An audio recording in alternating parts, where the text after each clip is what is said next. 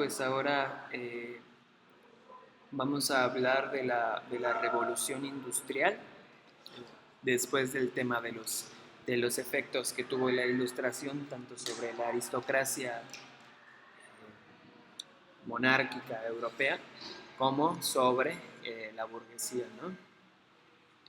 Hablábamos, ya habíamos platicado de cómo la revolución industrial, en definición, para pronto, fue cuando en Europa se comenzó a utilizar máquinas.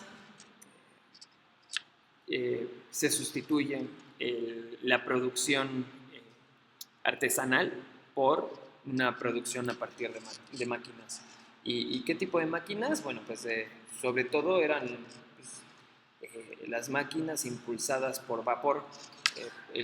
Un hecho tan simple como pues, el descubrimiento de que el vapor generado por el agua al ser calentada podía funcionar como un impulsor eh,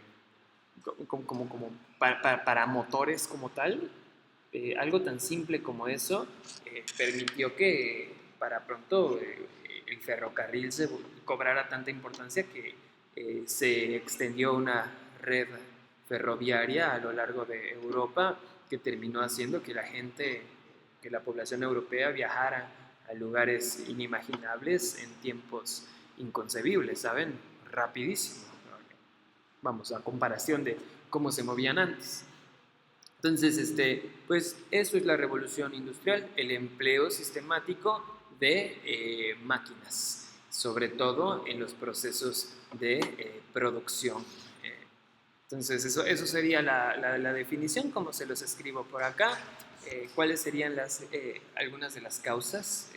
Sobre todo, desde mi perspectiva, estaría el colonialismo como una causa directa para la revolución industrial, porque hablábamos de cómo, pues nada, la expansión colonialista de la Europa occidental a lo largo de Asia, África y América eh, conllevó un cambio eh, en dos sentidos. El primero de ellos sería que Europa ahora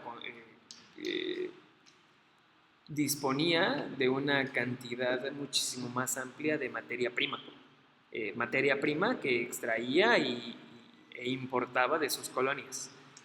Pero aparte de eso, aparte de que ahora tenía un chorro de materiales para trabajar, también amplió sus mercados, porque las colonias ahora requerían productos transformados por las industrias europeas. Entonces, la causa principal desde mi perspectiva de la revolución industrial fue esta amplificación, esta ampliación de materias primas a disposición como de demanda de productos elaborados en industrias europeas. Fíjense que la forma más clara de periodizarlo sería pues decir que empezó en el siglo XVIII en Inglaterra, propiamente ahí por 1780, y que pues ya o sea, en 90 años se extendió a lo largo de Europa. Entonces, para 1870, el resto del territorio europeo ya empleaba sistemáticamente las máquinas en sus procesos de producción. Entonces, digamos que la revolución industrial fue un proceso que se gestó en el siglo XVIII y que se esparció por el siglo XIX. Y bueno, pues eso, ¿no? El hecho de que hubiera una gran disposición de materias primas y una ampliación del mercado dispuesto a consumir productos transformados en Europa, tuvo sus consecuencias, que pues, obviamente fue una capacidad de acumulación de capital nunca antes vista. se movía cantidades de dinero entre América, África, Asia y Europa en magnitudes que nunca antes se habían eh, imaginado, ¿no? Entonces fue que se generaron grandes empresas industriales con familias que apuesto a que hasta hoy en día son familias acaudaladas, eh, que, que crecieron sus riquezas en procesos como la primera y la segunda revolución industrial. Este, Como veremos más adelante, se generaron cárteles comerciales, ¿no? Algo que le digo al alumnado es que los mexicanos cuando escuchamos la palabra cártel nos metemos abajo de la mesa de miedo, ¿no? Pero cártel no necesariamente quiere decir que lleva a cabo actividades ilegales o violentas, ¿no? Piensen, por ejemplo, en cómo eh, justo como producto de la revolución industrial, pues piensen en que habían eh, negocios, que habían empresas que se encargaban de la extracción de, ¿qué te gusta? De, del hierro, y otras se dedicaron a la fundición del mismo, y otra más se dedicó a la producción de rieles, y otra empresa se dedicó, ¿qué te gusta? Propiamente ya a mover los trenes o a mover determinado producto en trenes. Bueno, pues los dueños de estas 4 o 5 empresas se dieron cuenta de que el producto de una era empleado necesariamente por la siguiente, y en consecuencia se aliaban generando estos cárteles que iban a apoyarse entre sí en un contexto de un mercado cada vez más abierto, con menos restricciones gubernamentales, porque recordemos que estamos en este contexto del cambio, ¿no? Del mercantilismo hacia la fisiocracia y el liberalismo económico. Entonces, pues estos cárteles iban a unirse para defender sus propias, eh, sus propios intereses, ¿no? Desde mi perspectiva, esta formación de cárteles fue una de las principales razones por las cuales se dio la Primera Guerra Mundial, por ejemplo, porque estos cárteles estaban en constante lucha por la monopolización de territorios completos en los cuales solo ellos pudieran vender o en los cuales solo ellos pudieran adquirir sus materias primas, ¿no? Bueno, de esto hablaremos obviamente más adelante. Eh, Invito al alumnado a ver los mapas conceptuales de la página 9 y de la página 10. Vamos a echarnos un clavado por este mapa conceptual que se encuentra en la página 9, que habla precisamente de la revolución industrial, ¿no?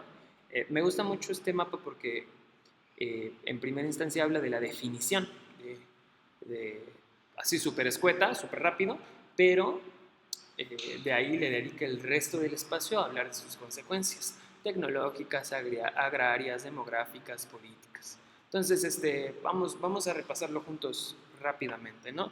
Dice, la definición, la respuesta al qué, de qué es la revolución industrial sería, bueno, pues un cambio de producción artesanal y manufacturera a procesos de producción industrial, empleando máquinas, ¿no? Empleando la máquina de vapor. ¿Cuándo se lleva a cabo? Bueno, pues aquí dice que en el siglo XVIII, yo como les cuento, pues se gesta efectivamente en el XVIII, pero se extiende a lo largo del XIX, donde principalmente en Europa. Y ahora sí, vámonos a las consecuencias, que está interesantísimo. A ver, la consecuencia tecnológica que debería ser, desde mi perspectiva, el centro de este mapa conceptual está en esta noción, en la de la máquina de vapor, que fue aplicada a un sinnúmero de procesos de producción, entre ellos, por ejemplo, la producción textil, la minera, la siderúrgica, que sería lo relativo al hierro y al acero, y, por ejemplo, también a las comunicaciones y transportes, ¿no? Como les contaba del ferrocarril. Y nada, o sea, por ejemplo, el uso del ferrocarril y del barco de vapor, ambos impulsados por máquinas de vapor, que como les digo fue el centro de la revolución industrial, permitió el desarrollo del comercio exterior y también el movimiento de la gente a lo largo del continente europeo, ¿no? Tuvo también, y esto es bien interesante, sus efectos agrarios. Eh, la aplicación de la tecnología de la máquina de vapor también fue, o sea, vamos, no solo sirvió para generar industria, sino que en la misma cuestión agraria, la máquina de vapor tuvo sus efectos, ¿no? Eh, Esto, o sea, vamos, se aumentó el empleo de tecnologías en las actividades primarias. De hecho, chicos y chicas, esto lo hemos hablado en el semestre pasado, pero desde mi perspectiva esto es una de las principales razones por las cuales se abolió la esclavitud. Eh, claro, sí, las ideas ilustradas en cuestiones sociales y políticas tuvieron su injerencia, pero, por ejemplo, la guerra estadounidense relativa a la esclavitud en el norte y en el sur tiene muchísimo que ver con que el sector del norte estadounidense tenía las capacidades económicas para adquirir esta nueva tecnología que se había generado a partir de la revolución industrial y en consecuencia, de entrada por cuestiones de justicia, pero sobre todo por cuestiones económicas, era más rentable la abolición de la esclavitud y el empleo de estas tecnologías, mientras que el sur estadounidense no tenía estas capacidades aún, ¿no? Eh, esto obviamente es una crítica bastante agresiva que se le puede dar a los discursos occidentales en torno a la libertad y a la igualdad, ¿no? También hay que señalar que pues, definitivamente tuvo mucho que ver con que pues, eran burgueses, eran banqueros, eran empresarios pugnando por intereses propios. Eh, bueno, tuvo sus consecuencias demográficas también, la revolución industrial. El hecho de que hubiera una mayor capacidad de movimiento hizo, favoreció la emigración, o sea, que la gente se fuera de sus lugares de proveniencia. Pero aparte de todo esto tiene que ver con que la creación de ciudades alrededor de zonas industriales y el hecho de que no hubiera tal inversión por el campo como ahora lo había por la industria, hizo que los campesinos emigraran de sus lugares de proveniencia hacia las ciudades y se convirtieran en obreros y trabajaran en las industrias, ¿no? Eh, Políticamente, las consecuencias que nos podemos encontrar de la revolución industrial sería de entrada el abandono del mercantilismo como teoría económica imperante, como lo estábamos platicando.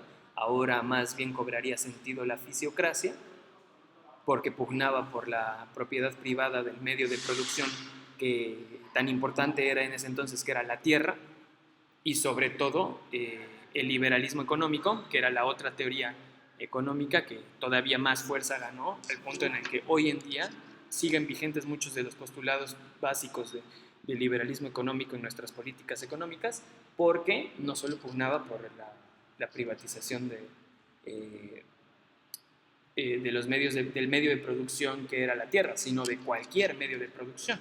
Y entonces, si lo relacionamos con la revolución industrial, pues entonces se refiere al medio de producción que es la máquina, la propiedad privada de las máquinas, ¿no? Eh, y bueno, esto es lo que habría que decir con respecto a este mapa conceptual tan rico que nos proporciona el libro en la página 9. Veamos el otro mapa conceptual, el que está en la página 10, que habla pues de las consecuencias de la ilustración, chicos y chicas. Tiene que ver con las ideas que ya hemos trabajado en el video pasado de John Locke, de Montesquieu, de Voltaire y de Jean-Jacques Rousseau. Fíjense cómo lo enuncia el mapa conceptual. Dice, pues es que la ilustración fue un conjunto de ideas filosóficas, políticas, sociales y económicas de carácter racionalista y laico. Hay que señalar en primera instancia que, pues, no fue un movimiento social o político o revolucionario, pues en realidad fue un movimiento académico. Era gente escribiendo libros, gente haciendo simposios, gente platicando. Los cambios los llevarían a cabo aquellos que leerían estos libros. Como les digo, por un lado la aristocracia europea haría cambios políticos como es el despotismo ilustrado, y por otro lado la burguesía llevaría a cabo las revoluciones burguesas, pero esto solo después de leerlos. Lo que digo es que la ilustración fue un movimiento meramente académico, de gente escribiendo libros. ¿Qué podemos ver? Bueno, que las ideas racionalistas y laicas de los ilustrados se propagaron por toda Europa, principalmente en Francia, y como la interpretación burguesa fue la victoriosa a través de las revoluciones burguesas. Eh, Fíjense que justo la misma Revolución Francesa es una de las principales, o sea, es una de las causas más importantes por las cuales la misma independencia mexicana se llevó a cabo.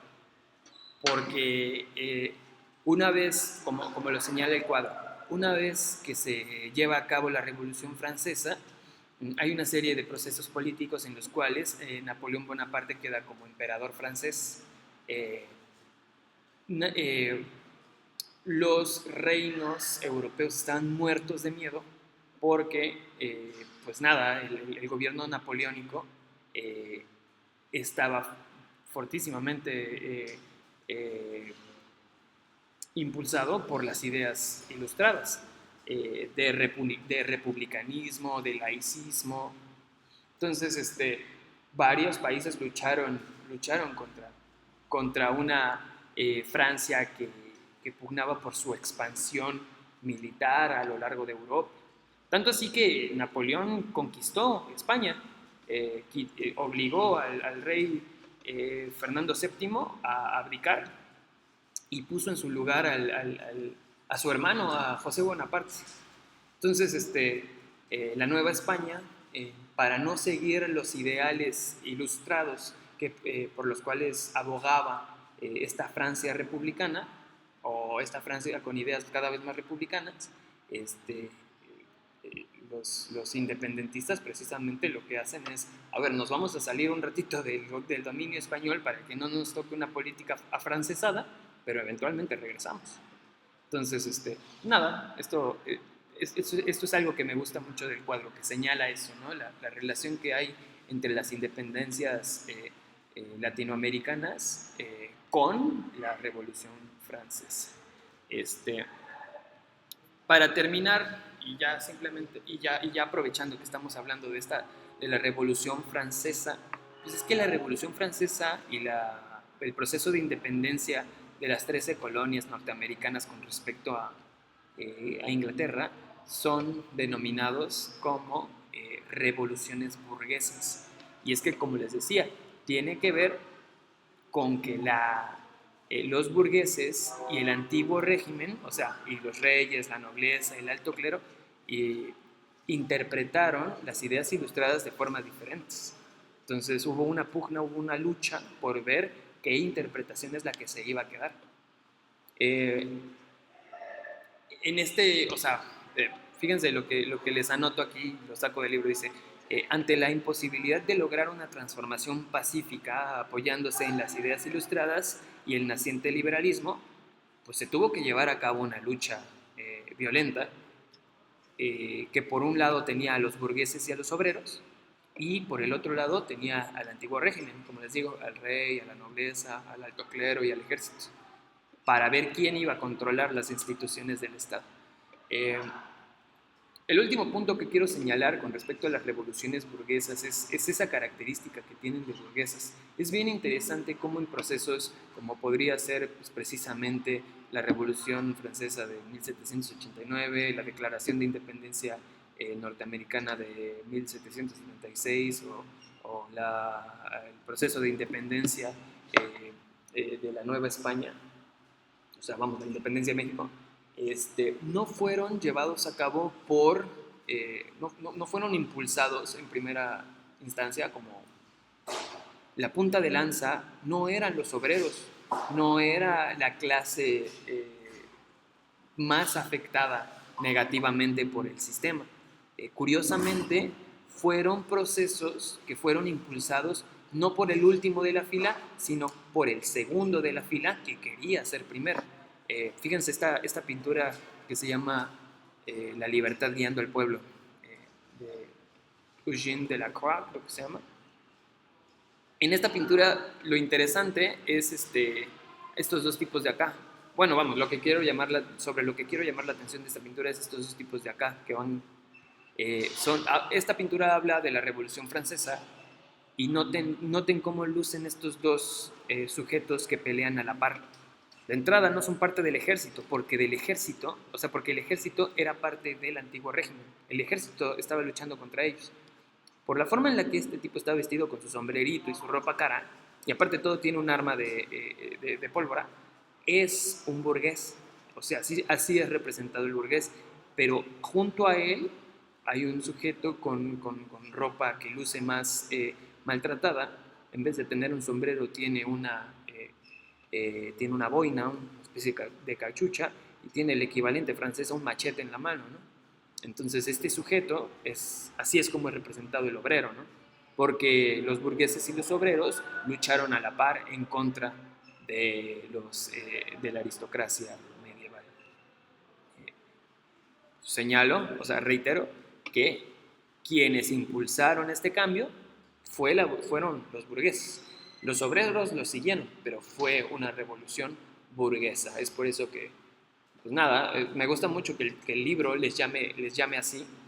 Yo solía conocer este término solo por un historiador que respeto mucho, que se llama Eric Hobsbawm, pero pues sí, ¿no? O sea, es lo que es, ¿no? Son revoluciones burguesas. Bueno, chicos y chicas, les agradezco la atención y seguimos trabajando en la siguiente clase.